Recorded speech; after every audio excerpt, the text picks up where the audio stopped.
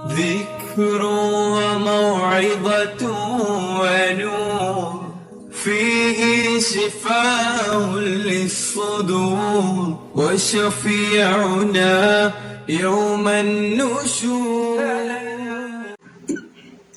نحمدہ ونصلی ونسلم علی رسولہ الکریم اما بعد. 10واں سپارہ شروع ہوتا ہے. اس میں مال غنیمت کی تقسیم کا طریقہ کار اللہ تعالیٰ نے بیان فرمایا ہے. جب مسلمانوں کی کفار سے لڑائی ہو اور جو کو مال حاصل ہو تو اس کو مال غنیمت کہتے ہیں. اور اللہ تعالیٰ کا اس امت پہ فضل و کرم ہے کہ اللہ تعالیٰ نے اس کو اپنی طرف سے عطیہ اور انعام قرار دیا اور اس کو مسلمانوں کے لیے حلال قرار دیا. ورنہ پچھلی امتوں کے لیے مال غنیمت کا استعمال کرنا حلال نہیں تھا، بلکہ اس کا طریقہ یہ تھا کہ جو مال حاصل ہو جاتا وہ اسی جگہ پر جا کر رکھ دیتے. آسمان سے آگ آ کر اس کو کھا لیتے تو یہ اس بات کی دلیل ہوتی کہ یہ مال قبول ہو گیا. اللہ تعالیٰ نے فرمایا کہ 4 جو حصے ہیں اس کے 5 حصے کی جائیں گے. غنیمت کے 4 حصے مجاہدین میں تقسیم ہوں گے اور 5واں جو حصہ ہے وَأَنَّ لِلَّهِ خُمُسَهُ وہ تو اللہ تعالیٰ کی ملکیت ہے اور اللہ تعالیٰ نے اپنے فضل و کرم سے اس کا حق جو ہے اپنے رسول کو دی ہے اور دوسرے نمبر پر رسول کے رشتہ داروں کو، کیونکہ انہوں نے آپ صلی اللہ علیہ وسلم کی جو ہے مدد و نصرت فرمائی. علماء فرماتے ہیں کہ اب نبی کریم صلی اللہ علیہ وسلم کی وفات کے بعد آپ کا اور آپ کے رشتہ داروں کا حق تو ختم ہو گیا، لیکن یتامہ، مسکین اور مسافروں کا حق جو ہے اس 5ویں حصے میں جو ہے باقی ہے. آگے غزوہ بدر کی ایک حالت ذکر کی. اللہ تعالیٰ نے فرمایا کہ اس وقت کو یاد کرو کہ جب ہم جو ہے مسلمانوں کو کی آنکھوں میں کفار کو تھوڑا دکھا رہے تھے اور کفار کی آنکھوں میں مسلمانوں کو تھوڑا دکھا رہے تھے. یعنی کہ مسلمان تو تھے 313، لیکن مشرکین کو ایسا لگا جب جنگ شروع ہوئی کہ یہ تو صرف 100 ہیں. اسی طریقے سے مسلمانوں کو کفار جو کہ 1000 کے قریب تھے ایسا لگا کہ صرف 90 یا 100 ہے. حضرت ابن مسعود رضی اللہ عنہ فرماتے کہ ہمیں ایسا لگا کہ ان کی تعداد تو 90 یا 100 ہے. اللہ تعالیٰ فرماتے یہ ہم نے اس لیے کیا تاکہ مسلمانوں کی وہ فتح جو اللہ نے طے کر رکھی تھی وہ ہو کر رہے اور تاکہ دونوں میں جنگ ہو اور مسلمانوں کو اللہ تعالیٰ جو ہے فتح عطا فرمائے. آگے جو ہے دشمنوں سے قتال کے وقت جو ہے خصوصی ہدایات دی گئی. بنیادی طور پر ہدایت دی گئی ایمان والو جب تمہارا مقابلہ جو ہے کفار کی کسی جماعت سے ہو تو پہلی ہدایت دی کہ فثبتوا ڈٹ کر لڑو، ثابت قدمی سے لڑو، بہادری سے لڑو. دوسرا ہے کہ واذکروا اللہ کثیرا اس میں بھی اللہ تعالیٰ کو جو ہے بکثرت یاد کرو. زبان سے بھی اللہ کا ذکر کرو، دل میں بھی اللہ کو یاد کرو. اس سے ہوگا یہ کہ تمہارا سب سے پہلے دل مضبوط ہوگا اور جب انسان جو ہے دلی طور پر مضبوط ہو تو اس کے اعضاء بھی جو ہے وہ مضبوط ہو جاتے ہیں اور انسان جو ہے جو بھی کام کرتا ہے وہ جم کر کرتا ہے. آگے ایک ہدایت دی وَأَطِیعُوا اللَّهَ وَرَسُولَهُ کہ دیکھو عین میدان جہاد میں قتال کے وقت اللہ اور اس کے رسول کی اطاعت کو مقدم رکھو. خاص جو اس وقت کے جو احکام ہیں اس کو جو ہے پیش نظر رکھنا ضروری ہے. صرف قتل کرنے کی اجازت جو ہے کفار کے مردوں کو ہے. عورتوں کو قتل نہیں کیا جائے گا، بچوں کو قتل نہیں کیا جائے گا، ان کے جو راہب عبادت گزار ان کو قتل نہیں کیا جائے گا. اور قتل کرنے کے بعد جو ہے وہ کسی قسم کا مسئلہ یعنی کہ ان کے چہرے کو نہیں بگاڑا جائے گا، ناک کان نہیں کاٹے جائیں گے. فرمائے گا وَلَا تَنَازَعُوا کہ مسلمان آپس میں اختلاف نہ کریں، بلکہ جب ایک فیصلہ ہو جائے تو امیر کی اطاعت کریں اور اس کے مطابق جو ہے اگرچہ ان کی رائے مختلف ہی کیوں نہ ہو اس کو چھوڑ دیں. کیونکہ اگر دلوں میں اختلاف ہو گیا، اجتماعیت قائم نہ رہی تو ظاہر سی بات ہے کفار تمہارے اوپر غالب آ جائیں گے. اور آگے فرمایا کہ صبر سے کام لو کہ اگر کفار جو ہے وقتی طور پر تم پر حاوی ہونے لگے تو اس وقت بھی جو ہے صبر، یہاں صبر کا مطلب یہی ہوگا کہ ڈٹ کر لڑو اور ثابت قدمی دکھاؤ. آگے اللہ تعالیٰ نے ایک ہدایت دی کہ وَأَعِدُّوا لَهُم مَا اسْتَطَعْتُم مِّن قُوَّةٍ کہ تم سے جو بن پڑے اپنی جو ہے وہ طاقت اور جو ہے جنگ کی تیاری جو ہے وہ کر کے رکھو. یا قرآن کریم نے قوت کا لفظ استعمال کیا. اب جس زمانے میں جو بھی جنگی آلات جو ہے وہ درکار ہوں گے جنگ کے لیے تو اس کی تیاری کرنا ضروری ہوگی. اس آیت میں اصل میں ہدایت ہے کہ مسلمان جو ہے وہ عسکری طور پر اپنے آپ کو مضبوط رکھیں. اس سے پتہ چلا کہ اسباب اختیار کرنے کا حکم ہے اور اس کے بعد اللہ تعالیٰ پر بھروسہ کیا جائے. اور اس کی وجہ قرآن نے کہی کہ دیکھو تم جنگی اسلحے کے اعتبار سے آج کل بندوق ٹینک کے اعتبار سے جو ہے اپنے آپ کو تیار کر کے رکھو. ترہبون بہ عدو اللہ وعدوکم تاکہ اس کے ذریعے سے اللہ اور تمہارے دشمنوں پر جو ہے روک پڑے. وَإِن جَنَحُوا لِلسَّلْمِ فَاجْنَحْ لَهَا لیکن اس کا یہ مطلب نہیں کہ ہر حال میں لڑنا ہی ہے، بلکہ اگر کفار تمہیں صلح کی پیشکش کرے تو تم بھی صلح کر سکتے ہو اگر صلح کے اندر مسلمانوں کی مصلحت ہو. آگے اس بات کا تذکرہ ہے کہ غزوہ بدر میں جب کفار کے 70 سردار مارے گئے اور 70 قیدی بنائے گئے. تو قیدیوں کے بارے میں کیا کرنا ہے، اس میں مشورہ ہوا. تو حضرت ابو بکر صدیق رضی اللہ عنہ اور اکثر صحابہ کرام کی رائے یہ تھی کہ ان کو فدیہ دے کر چھوڑ دیتے ہیں. جبکہ حضرت عمر رضی اللہ عنہ اور سعد بن معاذ رضی اللہ عنہ کی رائے یہ تھی کہ ان کو قتل کر دیا جائے. رسول اللہ صلی اللہ علیہ وسلم چونکہ رحمت للعالمین ہے اور آپ پر رحمت اور شفقت کا غلبہ تھا، تو آپ نے اس رائے کو پسند کیا جو اکثر صحابہ کرام تھے، اور آپ نے فدیہ دے کر چھوڑ دیا. لیکن اللہ تعالیٰ نے یہ آیت نازل فرمائی کہ بہتر یہ تھا کہ ان کو قتل کر دیا جاتا. دیکھیں اختیار تو دونوں تھے. سورہ محمد میں دونوں چیزوں کا اختیار دیا گیا، چاہے تو فدیہ دے کر چھوڑ دیں، مال دے کر چھوڑ دیں. اور فدیہ کی صورت یہ بھی ہوتی ہے کہ اگر مسلمانوں کے کچھ جو ہے بندے ان کے پاس ہو تو اپنے بندے چھڑوا لیے جائے اور بدلے میں جو ہے ان کے بندے چھوڑ دیے جائیں. تو یہ بھی ایک صورت ہوتی ہے، اور ایک صورت قتل کی بھی ہوتی ہے. اختیار تو دونوں ہوتے ہیں، لیکن یہاں اس وجہ سے تنبیہ ہوئی کہ بہتر یہ تھا کہ قتل کرتے، کہ اس وقت کی مصلحت کا تقاضا یہ تھا کہ ان کا قتل کرنا بہتر تھا، تاکہ مسلمانوں کی جو ہے دھاک ایک بھیڑیا تھی. اور 70 سردار تو مارے گئے تھے، تو یہ بھی اگر قتل کر دیے جاتے تو جو ہے ان کی شان و شوکت کا بالکل خاتمہ ہو جاتا، اور بالکل جو ہے یہ آئندہ سوچتے بھی نہیں مسلمانوں کے مقابلے میں آنے کی. اس وجہ سے جو ہے تنبیہ کی گئی. آگے سورہ توبہ شروع ہوتی ہے. اس سورت کا نام توبہ اس وجہ سے کہ اس میں غزوہ تبوک کا طویل تذکرہ ہے، اور غزوہ تبوک میں جو ہے جہاد فرض عین تھا. رسول اللہ صلی اللہ علیہ وسلم نے حکم دیا تھا کہ تمام صحابہ کرام جو ہے اس میں نکلیں. بعض منافقین تو کہیں ہیلے بہانے کرتے رہے اور جھوٹے انہوں نے عذر پیش کیے، اور لیکن بعض مخلصین صحابہ بھی جو ہے وہ سستی کی وجہ سے پیچھے رہ گئے. لیکن بعد میں انہوں نے توبہ کی تو اللہ تعالیٰ نے ان کی توبہ کو قبول فرمایا. اسی وجہ سے سورت کا نام سورہ توبہ ہے. اور اس کو سورہ براءت بھی اس کا دوسرا نام ہے، کیونکہ شروع میں مشرکین سے برات دی گئی. سن 8 ہجری میں جو ہے مکہ مکرمہ فتح ہو گیا، اور یہ سورت اس سورت کی جو ہے جو آیات ہیں وہ فتح مکہ کے بعد نازل ہوئی ہیں. شروع کے اندر چونکہ اس سے پہلے صلح حدیبیہ ہو چکا تھا، اس میں جنگ بندی کا معاہدہ تھا، مشرکین کی طرف سے جو ہے نقض عہد ہوا، تو آپ صلی اللہ علیہ وسلم نے صحابہ کرام کے ساتھ چڑھائی کی اور مکہ مکرمہ کو جو ہے وہ فتح کر لیا. تو اب جو ہے 4 قسم کے گروہ تھے. تو اس میں 2 گروہ وہ تھے کہ جن سے معاہدہ تو تھا جنگ بندی کا، لیکن اس کی کوئی مدت طے نہیں تھی. اور دوسرا بعض گروہ لوگ ایسے تھے جن سے کسی قسم کا معاہدہ نہیں تھا. تو اب جو ہے ان کی طرف سے ان کے لیے اللہ اور اس کے رسول کا اعلان یہ ہو گیا کہ بھئی 4 مہینے کی مہلت ہے، یا تو ایمان لے آ تو ٹھیک، ورنہ جزیرۃ العرب سے باہر نکل جاؤ، ورنہ اب جو ہے ان سے قتال ہوگا. 4 مہینے کی مہلت ہے. دوسرے نمبر پر جو ہے وہ دو قبیلے تھے، تو ان کو جو ہے بنو زمرہ اور بنو مدلج ان کے نام آتے ہیں، کیونکہ ان سے ایک مدت طے تھی اور اس میں 9 مہینے باقی تھی. تو حکم یہ دیا گیا کہ ان کو مدت پوری ہونے تک مہلت دی جائے. اور چوتھا گروہ وہ تھے جنہوں نے جو ہے نقض عہد کیا اور مسلمانوں کے خلاف آئے، تو ان سے جو ہے ان کو کسی قسم کی مہلت نہیں دی. لیکن چونکہ جب یہ اعلان کیا گیا تو سن 9 ہجری حج کا مہینہ چل رہا تھا، جو کہ ذوالحج کا مہینہ تھا، اور اگلا مہینہ محرم تھا، اور ان 2 مہینوں میں قتال حرام تھا. تو اس وجہ سے 2 مہینے کی ان کو مہلت مل گئی. تو یہ جو ہے اس کے اندر تفصیل ہے. آپ یہ دیکھیں کہ اسلام دشمنوں کے ساتھ بھی کتنا عدل و انصاف کا اور ایک طرح سے شفقت کا معاملہ کر رہا ہے. ہونا تو یہ چاہیے تھا کہ ان کو 2 دن کی بھی مہلت نہیں ملتی، کیونکہ اب مسلمانوں نے مکہ کو فتح کر لیا اور انہوں نے کیا کچھ مسلمانوں کے خلاف نہیں کیا. لیکن اللہ پاک نے جو ہے پھر بھی ان کو مہلت دی. اور معاہدے کی پاسداری کا حکم بھی جو ہے اس سے پتہ چلتا ہے کہ 9 مہینے جو ہے ایک قبیلے کے جو 2 قبیلے تھے بنو زہرہ اور بنو مدلج، اس کو حکم یہ دیا گیا کہ ان کو پورے 9 مہینے جو ہے وہ پورے کرنے دو. حالانکہ یہ مسلمانوں کے سخت دشمن تھے.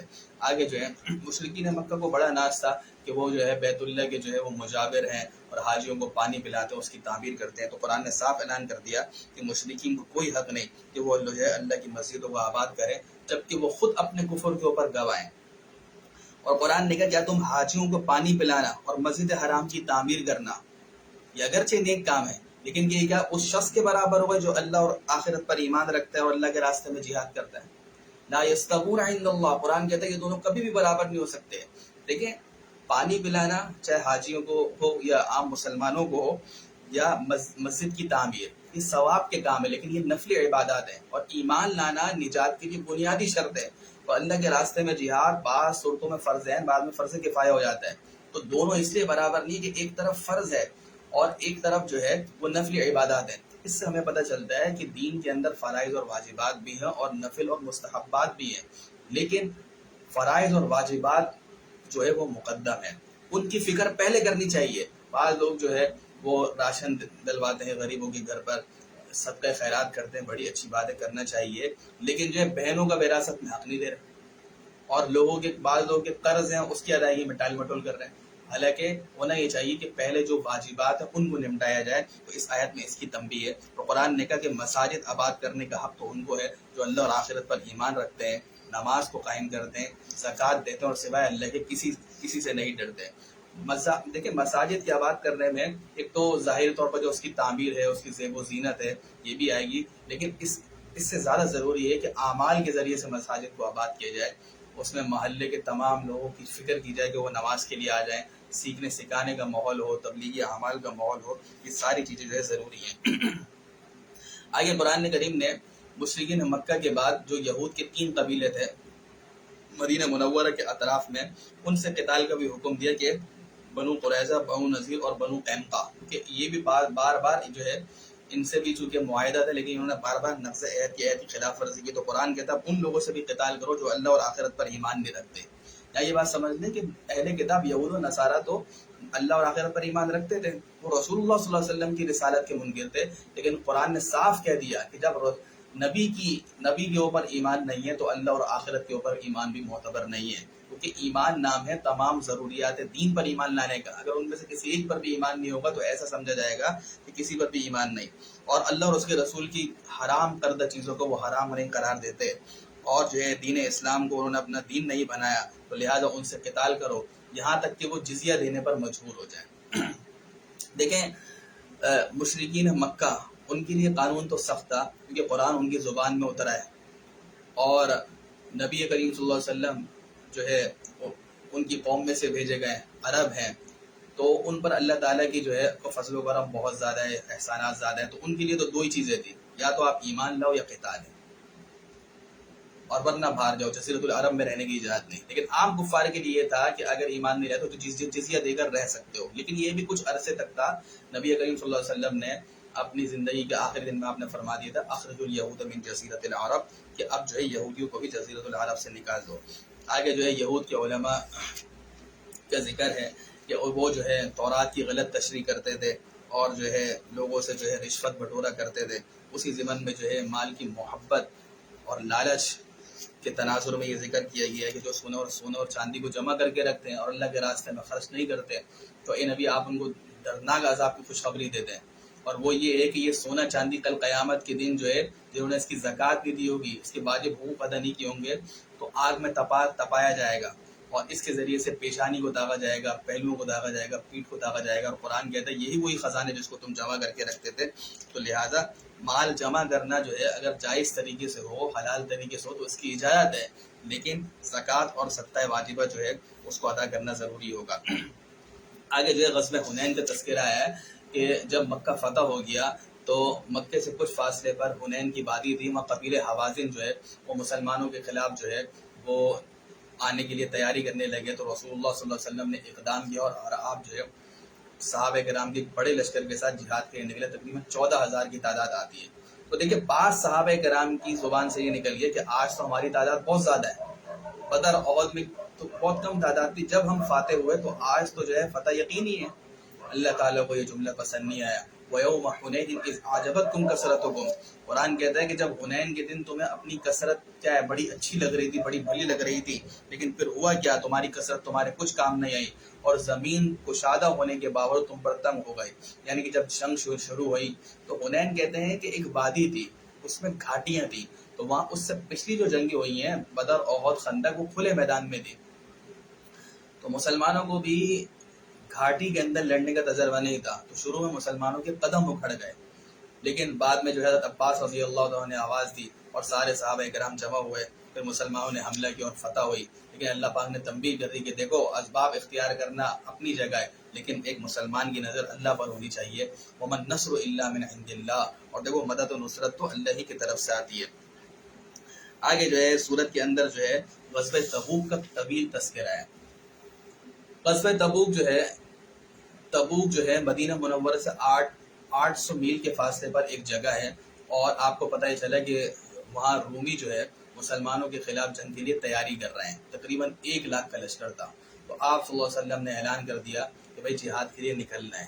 اتنی بڑی آزمائش صحابہ کرام پر کہ سخت گرمی کا موسم، کھجور پکی ہوئی جس پر پورے سال کی معیشت کا دار و مدار ہے، سواریاں کم ہیں اور 800 میل کا سفر کرنا ہے اور خوراک کی بھی کمی ہے، لیکن صحابہ کرام جو ہے انہوں نے لبیک کہا اور رسول اللہ صلی اللہ علیہ وسلم کے ساتھ نکلے.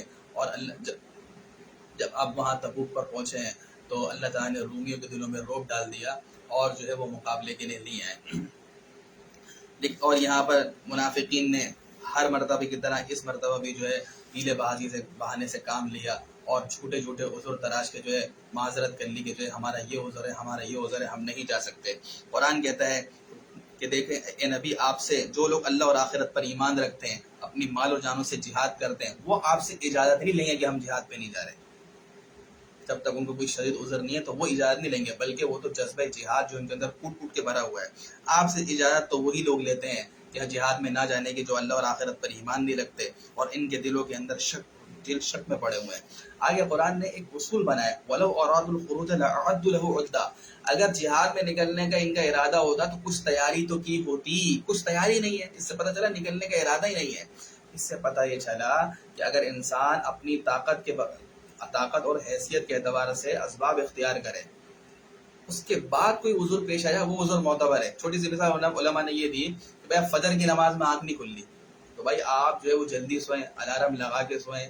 اس کے بعد اگر آنکھ نہیں کھلتی تو اللہ تعالیٰ کی ذات سو امید ہے کہ اللہ کو عذر قبول فرمائیں گے. لیکن دو تین بجے تک جاگ رہے ہیں، اس کا مطلب تو یہ ہے کہ تیاری ہی نہیں ہے، آپ نے جو ہے وہ پڑھنا ہی نہیں چاہتے نماز.